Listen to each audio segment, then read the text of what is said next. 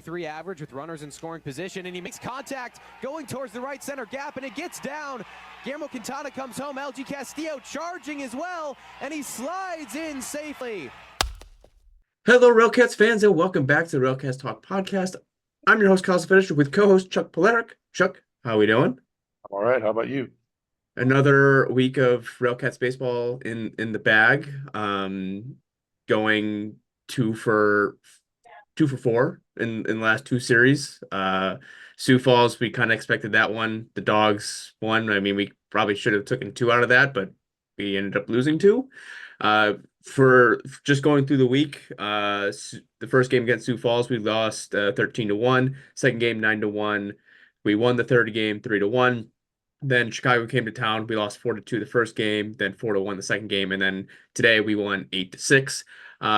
Just give me a thought over the week that you have. Bipolar cats. That's what I come up with here. You know what? We're either blown out or we're in it, and it's one of those really good baseball games. We had some really good pitching. Sanabria came up, and I was like, ugh, I don't know.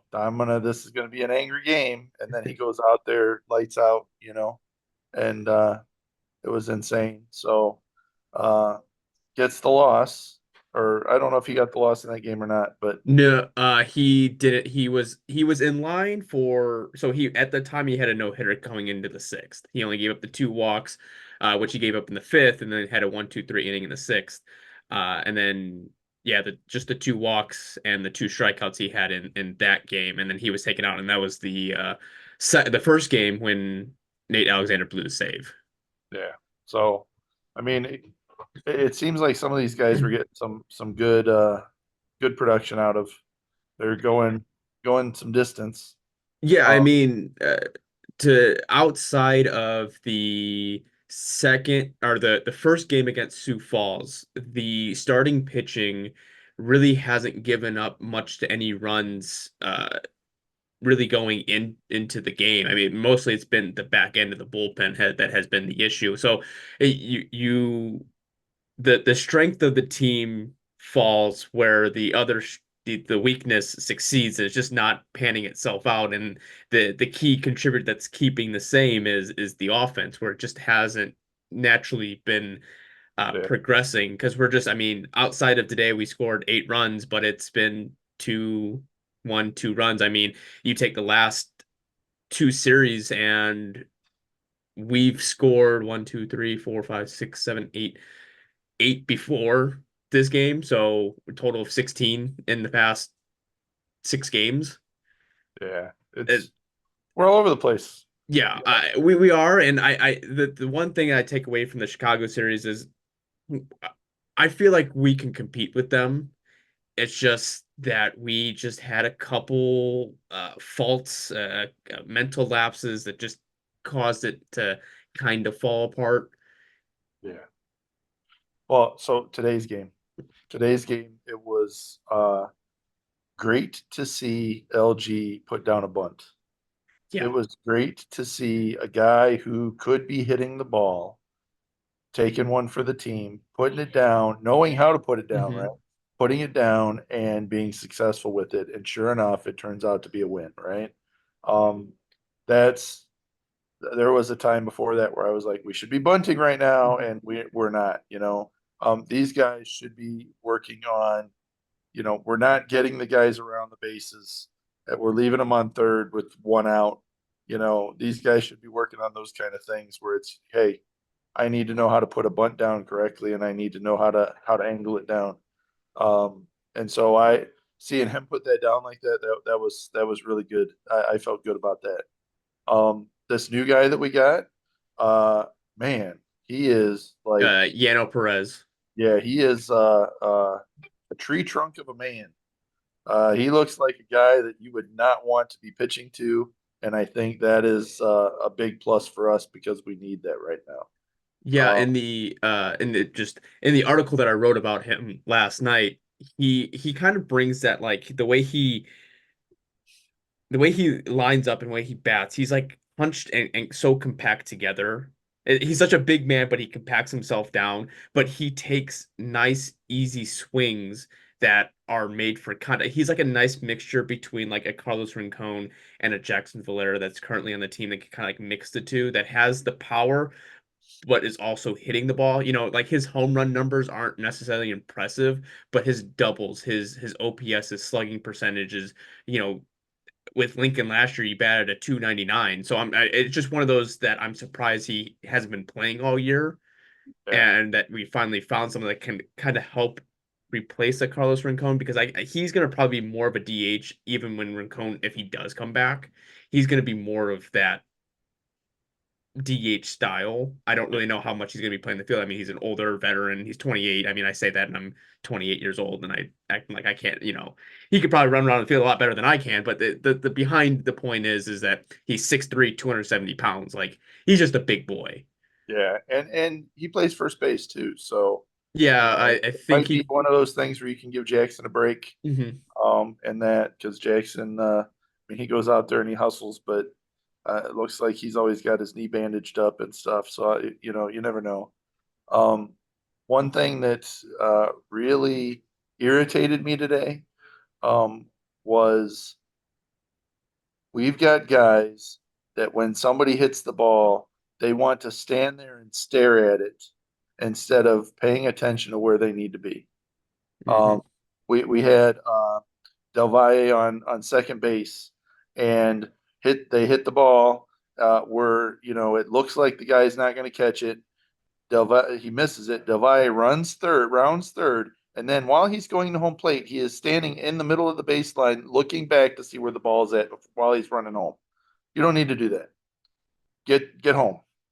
Rely on your. And this is another thing that I noticed constantly when I sat over on the third base side. When these guys get on first base, they're not paying attention to what Jason's telling them at third. That is not their focus. And it's frustrating. You can't play the kind of ball that we need to play when you're watching where the ball's going and you're not watching, the guy at third that's supposed to be telling you what to do, and you're running home, turning around, looking to see where the ball's at in the outfield. You don't need to do that. So these are basics. Mhm. You know, think of if you were a little league player and you did that, your coach would bench you, Yes. right? I mean, and there's a reason for it.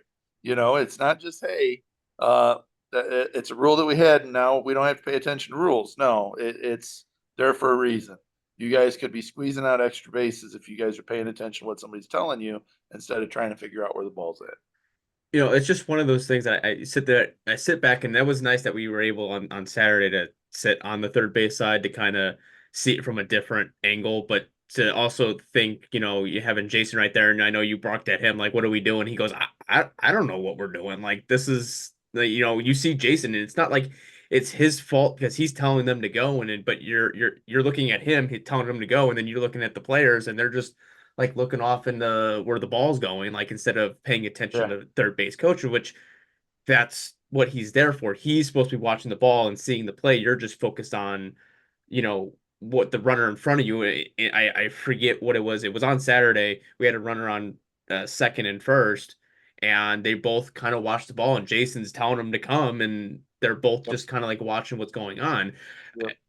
How many runs this year that we haven't scored to poor base running? I mean, it's uh a Valera going from second to home on a ball that's hit from center field in front of the center field, and he has a running throw and he's out by a mile. I mean, when Brandon Fields was with us, that the first game that he played and he was doing productive, getting picked off at second base, he overran the base or trying to steal bases. It'd be a curiosity. I know I wouldn't be able to dive into those statistics, but how many runs we've actually lost out on because of the poor base running that we've seen. Yeah, it's we had it today with Geo. It's not gonna be looked at, but Geo's on first base. We have a guy on third, Mhm. right? And I think he was on third. He might have been on second. And the no, he was on third. A hit to the right field. The guy catches it.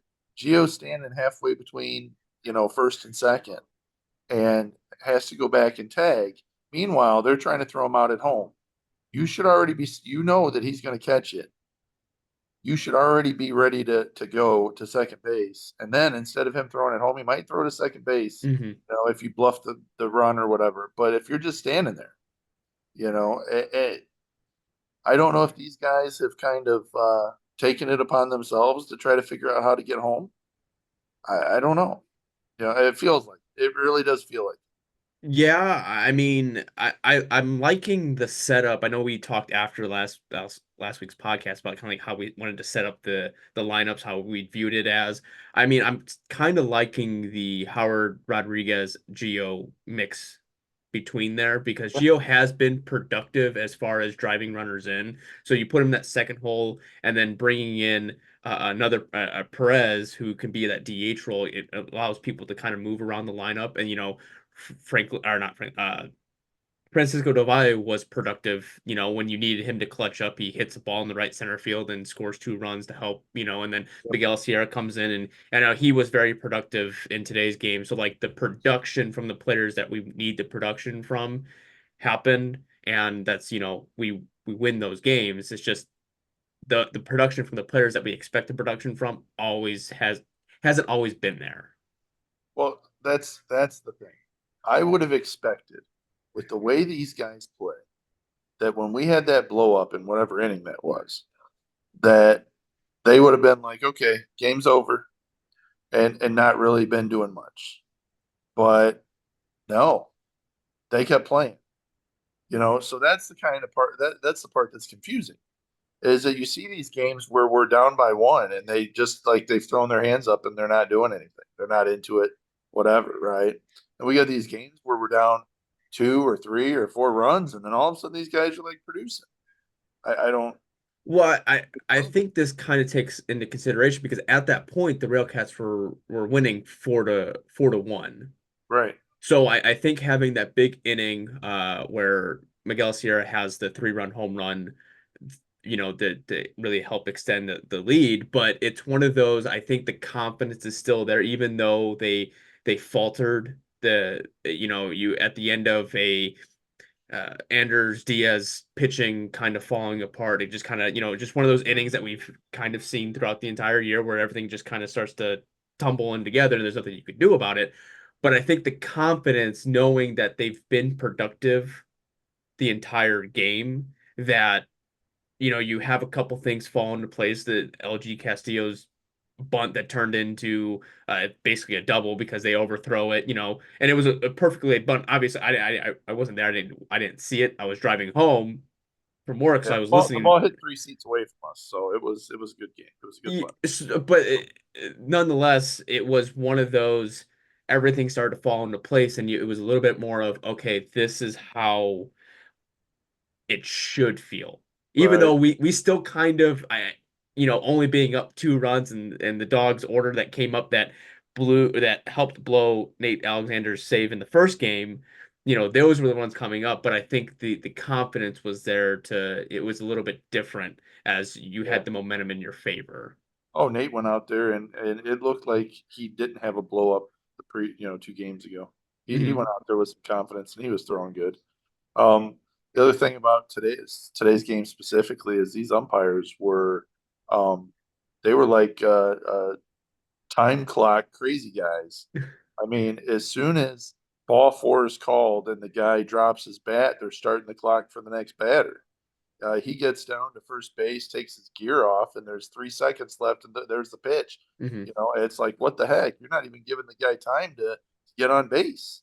And it was consistent. Gio got hit with the pitch clock violation. Uh, um, Jackson got hit by one. And then the other teams like sitting there, thinking they're all cool and crazy, and then all of a sudden they get hit by one and Hmm. they start throwing a fit. And it's like, okay, uh, it was interesting. These guys, when you're sitting by the other team and the umpires making outlandish calls or they're just awful, when the other team's leading, they don't say anything. Hmm. And then as soon as they get a Yep. one call against them, they just lose their crap. And it's hilarious. It's like, hey, you should be complaining when the umpire's calling, against the other team too, because you want to have a good, fair game. Mhm. But it doesn't happen that way. They're like, hey, so far we've gotten the calls. We like these guys. Let's take them some more water. Well, in my eyes, if the umpires are calling it consistently on both sides, I think it's technically a fair game. Yeah. Obviously, want to play it by the rules, but as long as it's being consistent throughout the entire game, then I don't normally have an issue with it. Yeah. But I had a first today. The first base umpire did threaten to throw me out of the game. oh, nice. I Yeah. think that's a first. Yeah, and typically the first base umpires don't ever really pay attention to that. You got the screaming kids that always want the balls and they're never paying attention. So I think it's just they tone it out. But maybe being a Um, Sunday afternoon and probably first anyone under the shade. first inning, you call out Diaz on the pitch clock violation because he dropped his eyes, and then you turn around and hit Valera because he dropped his eyes and looked. You're staring at this pitcher. He's taking forever. You look at home plate. And, oh, that's a violation. It's like, come on. If you're paying that close of attention to where the guy's eyes are at, you should be watching the ball a little bit better than you are. And the we wind up getting out of that half of the inning or whatever it was, and the umpire was walking away, and I said, "I'm talking about that guy over there." He goes, "I'll throw you out of here." Like, well, so later on, somebody asked me, "Hey, how are these umpires doing?" I said, "These guys aren't qualified to umpire a junior miss game." And he heard me and he started laughing. So it's like, hey, it's part of the game. But I do wish that we'd have consistency. That's the word that we're missing is consistency. Yeah. I mean that's umpires, that's the RailCats team in general, as you've deemed the name the bipolar cats, which Okay. I think we talked about trying to get a jersey auction for that, and we just need We to find it. could. Should just find a like a sponsor, Mental health day, right? that I was thinking more of like a kind of a pun on the word bipolar, the polar portion of it, something cold, like Right. We could. But like we're a hold on to that name. We're gonna make that name walk if we keep playing like this. We're gonna make it happen. Get like a the only one I can think of is like a Four Seasons heating and cooling, get the heating and cooling bipolar, but that's nonetheless here nor there. Um, any like realistically looking through the series, there's nothing that out of both series other than the starting pitching looked a lot better than it has been. Um, is there anything else in the series that might have popped out at you before we kind of start moving on? Same old, same old. It's good to get a win today. It was good to beat. We said last week if we got one out of the bird cage, we were doing good. I did expect them to be a little bit more competitive there for one of those games, but it is what it is. Um, what I look forward to is this roster being tweaked some more. Hmm. We saw a lot of changes, right? Rincon, I believe he went inactive. Yep. Um, we bring in the new guy. We've got we bought this Nick Anzaldi Pinzetta. guy back. And how we got to play second base Hmm. today. I think that if he was one step over, he would have had the play of the day. He did a dive over to first, and I think he just missed that ball by about 3 inches, Yeah. and that would have been and I think he would have had it. That would have been a fantastic play. Um, so these roster changes that we're getting guys that really want to play ball, and they're going to leave it out on the field, and that's what we need. Yeah, I've Franklin Perez got activated, Rincon injured list or to the inactive list. Chris Irwin, no, wait. Rincon disabled list. No, inactive. Then Chris Irwin got put on the disabled list. I talked to him on Saturday. He says just overusage from last year, so he's probably gonna take a week off. So there's nothing major there. Steven Knapp was released. Then we picked up Yano Perez, who played with Lincoln last year. I think he played with Sussex County and then in 2022, and then 2021 played with Lincoln, but he was a free agent draft pick of the Texas Rangers in I think 2016. So a little bit older player, but he's marked with the veteran status. I think just because of the years he played with Lincoln and Sussex and all that other stuff. Um, Looking at the All Star, the two All Star selections, Josh Smith and Nate Alexander.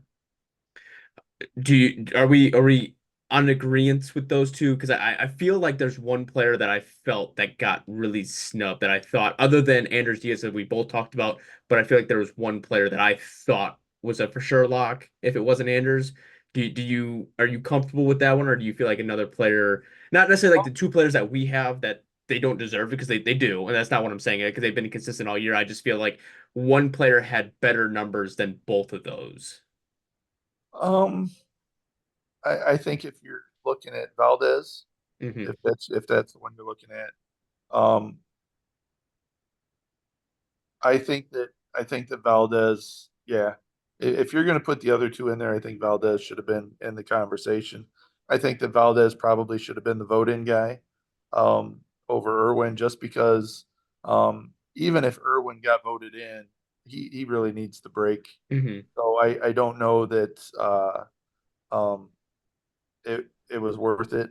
But yeah, Valdez needs his kudos. He needs his flowers. He's been out there and uh, not used regularly, but when he's out there, he's giving it. He's throwing it, and yeah. But the other side of it, the other two guys have been used way more often, I believe. I don't know what the innings are for Valdez, but it feels like the other two have been used more often.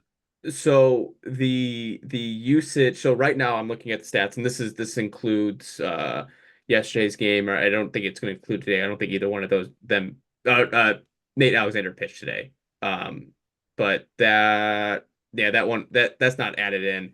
But Valdez leads the team in ERA at 270.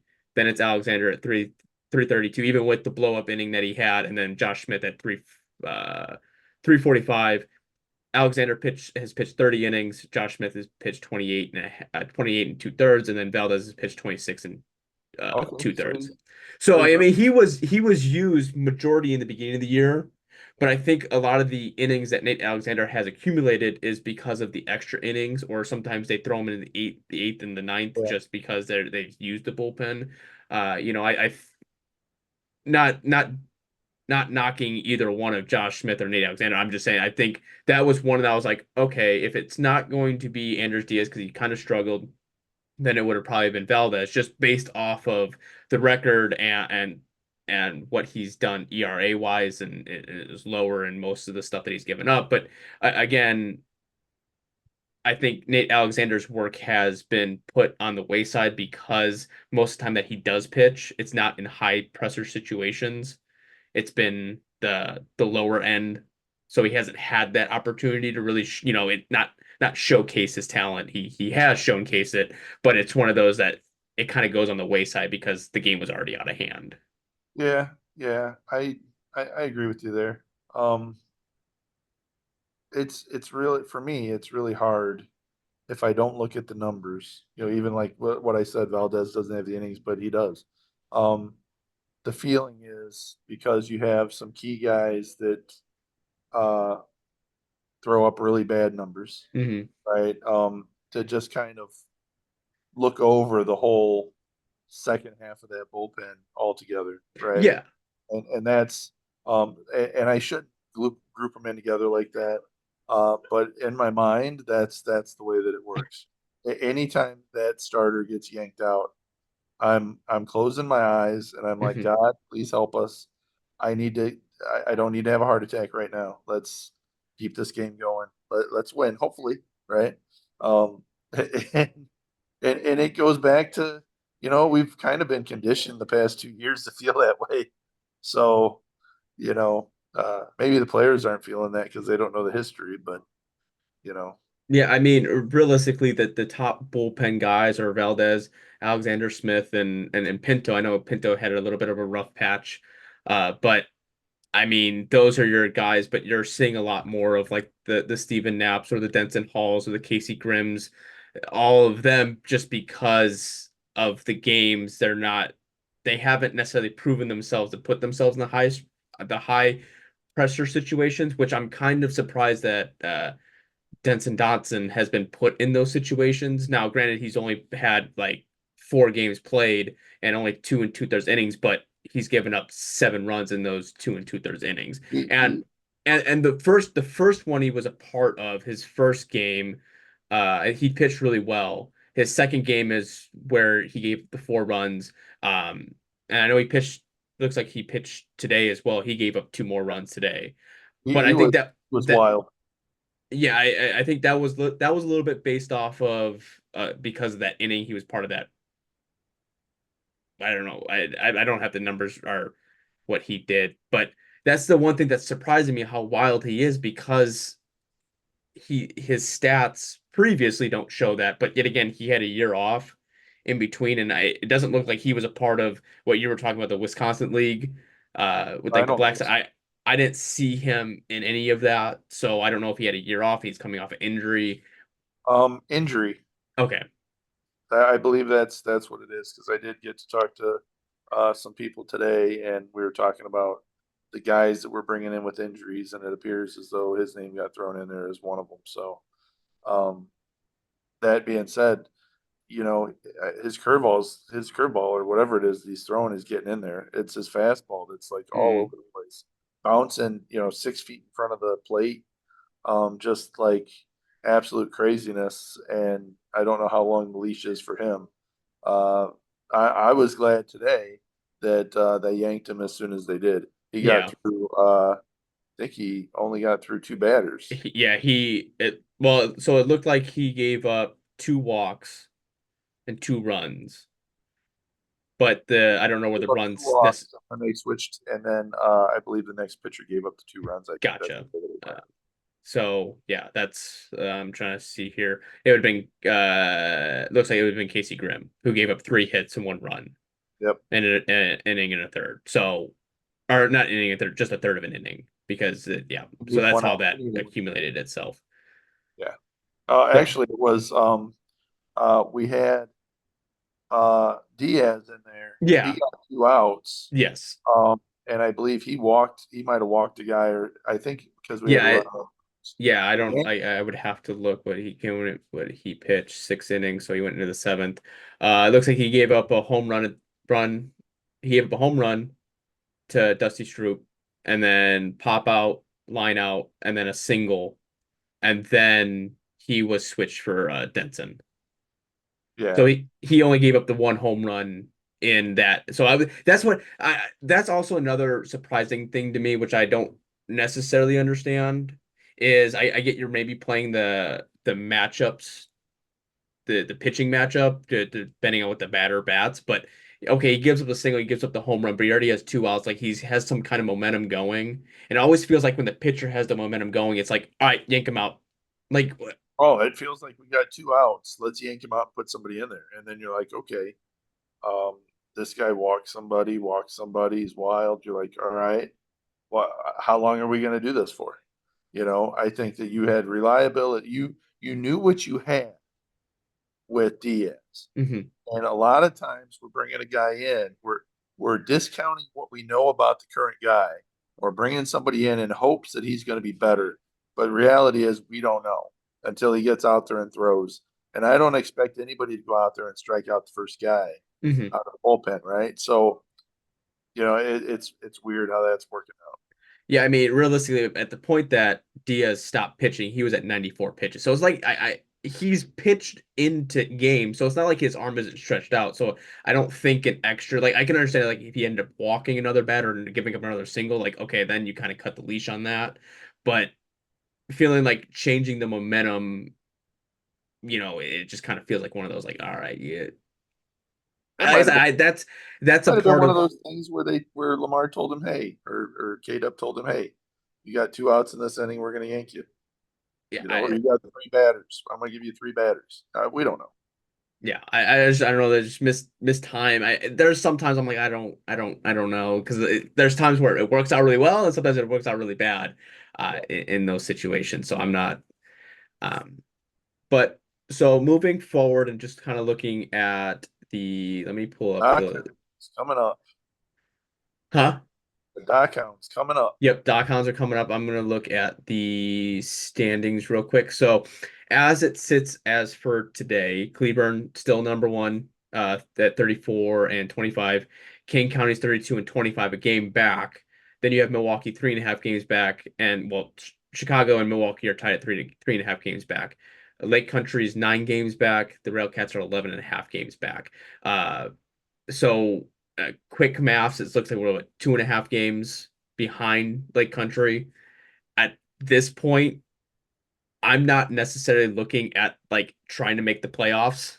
As bad as it may sound right now, just kind of looking like what's in front of me, being 11.5 games back from first, we already know that's not going to happen. Like it's just unless like a meteor hits some. We don't need to be.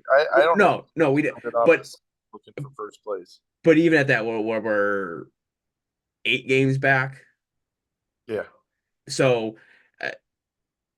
it's one of those like it's still kind of there. I know we're going to be facing Lake Country and we're going to be facing Chicago again, and like it's all going to kind of start to come back together. But right now, my focus is just getting above Lake Country and staying above them because there's been times that we've tied with them and been above them, but then we kind of like falter back down. So Yep. this 4 games that are coming up is going to be a huge series. I really would like to see 3 out of 4 to take that 5th spot. But that's just kind of the momentum we have to kind of start focusing on is I think from this point forward, we need to be winning the series. If it's a 4-game series, 3-1. If it's a 3-game series, 2-1, get the sprinkle and a sweep there too. We can't afford to be losing a series at all at this point. Yeah, no, we're definitely going to have to be yanking on getting some of these series wins. I don't know that we can risk taking it easy at all going forward. It's one of those things where if we get a few wins, like when we went 5 out of 6 on the road, that maybe we get feeling good and we take our foot off the gas. We can't afford to do that. No, looking just scouting Lake Country, what they've been coming off of is a series against Sioux City where they took 2 out of 3, winning the first game 4-6, losing the second game 3-0, and then taking the final game yesterday was 7-3. So they didn't play today, which is kind of surprising, but I mean, however that rolls around. So we're playing 4 at the Steel Yard. 3 of them are 6:45, and then that Thursday is a 12 noon game, getaway game, which don't really know because neither of them are going that far. So it's kind of a weird transition into that one. But the second series of RailCats will have Kane County. Yep, King County. So I'm terrible with trying to. I got remember too much crap throughout the day that I just end up forgetting here. But yeah, we play Kane County at Kane County. I feel like that's another one we can. I know they're higher up in the standings, but we've shown that we can play with them. We can beat them. It's just what team are we going to get like this? We can beat Kane County. We can beat Milwaukee. We can beat Chicago. We can beat Lake Country. The team that we're going to struggle beating is Cleburne. Yes, and I would say that if we face Cleburne 6 games, we might be lucky to win 2. So it's every other team. I think that we could 2 out of 3 or sweep them. Mhm. Dock Hounds last 10 games are 5-5. Chicago Dogs are 5-5. Milwaukee's 5-5. So you don't have somebody that's going crazy with an 8-2 or a 9-1. These guys are 500 teams, and right now, if you look at our past month, we're playing 500 ball. So we're right up there with them. I don't see any strengths that these guys have that we can't counter. We just have to show up. Yeah, realistically looking at Milwaukee, I mean, the last series we played against that was just kind of we chalked that up as just a bad one that we kind of fell into. But the first series, I mean, we lost in extra innings that could have gone either way. it's just one of those. I feel comfortable with Lake Country, and we're gonna see Lake Country in the second series or the third series of the road trip that we'll be going on. Right, actually, no, we go to Kane County, then we come back home to play Fargo, and then we go back out on the road. So it'd be the first one back off of home. Yeah, whatever. That's here nor there on that one. Uh, Lake Country, I feel comfortable with. Chicago, I just feel like we just have to be more consistent and not let uh, the one or two bad innings eat us alive because Chicago will jump on that. They're good at doing that. That's Don't stop. they just don't. So yeah. I think it comes, yeah, I'll tell you, there's um, when it comes to Chicago, when it comes to Milwaukee, actually, I would say when it comes to all three of those guys, Kane County, Milwaukee, and Chicago, when they're down, those guys are still high-fiving each other in the dugout, cheering each other on, and they're in the game. Um, they're not taken out of the game. Mhm. Uh, even today, when uh, Diaz got taken out, the guy that got on base, I think he got a single or something. I can't remember what it was, but they're down, right? I Mhm. mean, they're losing.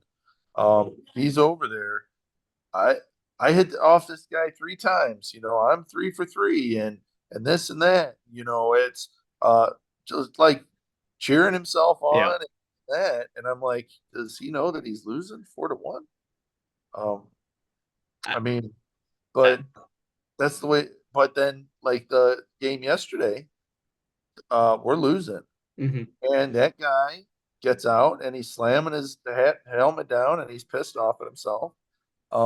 I mean, these guys, they're fighting, Yeah. and even when things are good, they're still out to fight. You know, I, I, I don't know that I see that as contagious in the RailCats dugout. No, I don't know if I do because I was gonna we can talk about the last 10 minutes or so about just sitting on the third base side in general. We come off of a game where Nate Alexander blows a save and he just looks completely just pissed off in the dugout. Like he's just the demeanor is just he's pissed off and you have every right to be pissed off. You blew a save, but in the grand scheme of things, it shouldn't be, oh well, I blew the save, I'm gonna bring everyone down with me. If you're gonna do that, don't do it in the middle of the dugout, be kind of somewhere else. But I see it, with Nick and Howie, they're both smiling, they're just chit-chatting away, being a different, bringing a boost of life into the locker room. It kind of feels like, even bringing in Perez, like he came in and he kind of looked a little bit like, just adjusting to it. But I think he's just someone else that can bring that presence, the veteran presence, to kind of keep the locker room going, the clubhouse going, the dugout. So it's just, I think we just need more of those people because I think we're a team full of people that take it serious, and you want to take it serious, but I don't think we have enough people that can kind of dial it back and go, "You're right, we're losing 4-1, but I'm going 3 for 3 with this guy. Like you guys can do this." So I think it's just you have to have that push and pull. But Yeah, I don't think that we have anybody in the dugout that is a cheerleader. That is a, hey guys, we can get back on this. Mhm, Hey, good job. Yeah, you struck out, but you had 9 pitches. Hey, good at bat. I don't think that we have anybody like that. Um, you know, it, Today when we got a decent hit, um, you saw the guy standing at the plate cheering on the guy, patting him on the butt, saying, hey, hugging each other, whatever. So you saw some of that today, but you need to see that kind of, hey, good job, guys. Let's get at it, guys, type of attitude when things are down or when mhm, things are tight. You know, uh, I think that with some of these new guys, I don't know that you're going to see the production. I hope you do at the plate. We saw today, mhm. uh, second base, how he did great. Um, but I think you're going to see it in the dugout. These guys just want to play baseball. Yeah. They don't have the attitude of I've done it before. I should be somewhere else. I'm too good for this. not saying that we have any guys that necessarily have that attitude, but it is kind of one of those common themes throughout American Association. But these are guys that are just, hey, I'm glad I'm playing baseball, and I want to be out there and do it. Yeah. Yep. So as we wrap up this podcast, is there a Chuck's final thought at all? I do have a final thought. My final thought is today, I got asked for tickets from Greta from Fargo. Mhm. She asked me, they were traveling through town and they wanted to come to a RailCats game. I absolutely love that little girl. We got to talking and everything. She has been one of the loudest fans for Fargo for the past 3 years that I know of. I love bickering back and forth with her when Fargo's in. Somehow somebody at Fargo said something to her and she's very quiet now and very discouraged. Really feels like she can't be loud and cheer.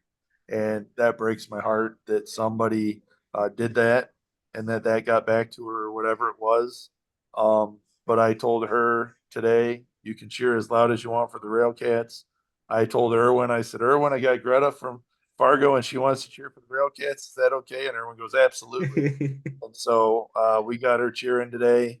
So that's my final thought.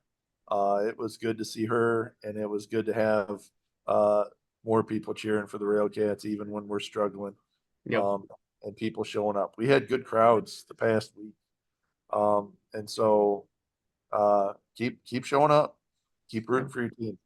I mean, even to take that back to Lori, the crazy hot dog lady, she was there yesterday at the game, and she sat there with us in the entire time in her hot dog costume, for just a great time. And she even mentioned, she went to a RailCats game that the dogs weren't playing, and she was wearing green. Like everyone that is a fan is a hardcore fan of the American Association. If they go to another ballpark and their team's not playing, they're going to support the home team. Like it's just that's how it is. And I think that's just. I had Pat from Chicago was there at the first game, and he's like, I went in to buy some hats, and you don't have any extra large hats. Disappointed that he couldn't buy RailCats gear. Yeah. It's like okay, it's we as a team have to step up our game a little bit and expect a little bit more, have a little bit more faith in the fan base. But that being said, it's good to have this group of people throughout fandom of the American Association that will travel, respect that we root for other teams, right? We can bicker back and forth or whatever, but it's in love and just enjoy some baseball. Yep. You don't get that anywhere else. Nope. That's a hard hefty no, because if you go anywhere else, most of the time there's gonna be a fight if you have an argument. Oh, you go to Chicago and try to do that against the Cubs, something like that. You see these guys getting thrown over the rail. Yeah, no. Not here, but it's no, but well, I think that goes ahead and wraps it up. RailCats Talk, mostly anywhere social media wise, YouTube, Facebook, website, Instagram, Threads. That's a new thing, I guess, too, that I've been posting on. I have no idea. Guys, give us feedback. Feedback is great. I'm hoping to try with the schedule getting more consistent. Hopefully try to get some players on. I've already talked to a couple yesterday. See if we can get it. There might be newer guys that may not be established, but still those journeys also can count into that situation. So I'm working towards it. I know Chuck is working hard towards that as well. We're just kind of keep it going, and I'm hoping, fingers crossed, that talking with Anthony, that hopefully he can get me in a spot in the press box so that way I can type up more of those 10 observations, because you guys are loving those on the website. I've seen a lot of views on there, so I'm trying to keep that going as well. So feedback, support, all that good stuff, we do appreciate it, and we'll take it into consideration, so that way we can better off make it a better platform for RailCats baseball. There you go. So with that being said, he's Chuck. Right. I'm Kyle. This is RailCats Talk Podcast. I hope you enjoy the rest of your day, rest of your evening, whenever you're watching this, and go Cats. The 0-2. Swing and a miss, strike three. Wrap this one up in green and white.